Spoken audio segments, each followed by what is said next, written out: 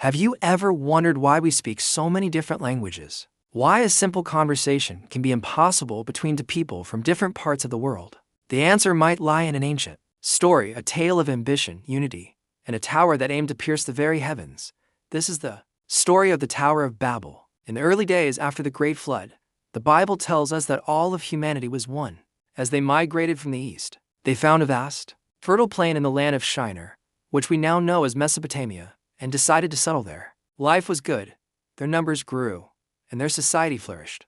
But with prosperity came a new kind of ambition. They looked at each other and said, "Come, let us build ourselves a city with a tower that reaches to the heavens, so that we may make a name for ourselves. Otherwise we will be scattered over the face of the whole earth." This wasn't just about building a skyscraper. It was a statement, a declaration of human power and self-sufficiency. They wanted to create a central point of unity, a monument to their own greatness, a way to ensure their legacy would never be forgotten. They feared being scattered, losing their collective identity.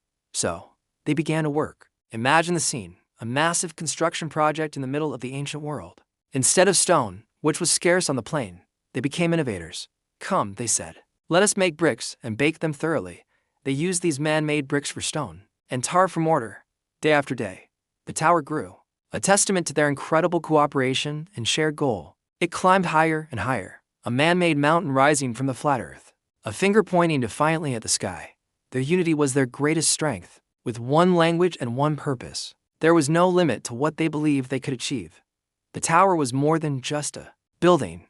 It was the physical embodiment of their unified pride. They were creating their own center, their own version of heaven on earth, a way to reach the divine on their own terms. But the Lord saw the city and the tower the people were building. He saw their unity, not as a strength for good, but as a source of limitless pride that would lead them away from Him. He said, "If as one people speaking the same language they have begun to do this, then nothing they plan to do will be impossible for them. Come, let us go down and confuse their language, so they will not understand each other." And just like that, everything changed. Suddenly, a bricklayer couldn't understand the architect. A water carrier couldn't understand the mortar mixer. Chaos replaced cooperation. Frustration replaced progress. Communication, the very foundation of their project, crumbled. The construction ground to a halt. Unable to work together, the people began to drift apart. They formed new groups with those they could understand. And these new tribes and nations scattered across the face of the earth. Just as they had originally feared, the great city was left unfinished, and the tower stood as a silent, humbling reminder of their broken ambition. That is why it was called Babel, because they're the Lord confused the language of the whole world. This ancient story resonates even today. It's a powerful tale about the dangers of pride and the importance of humility.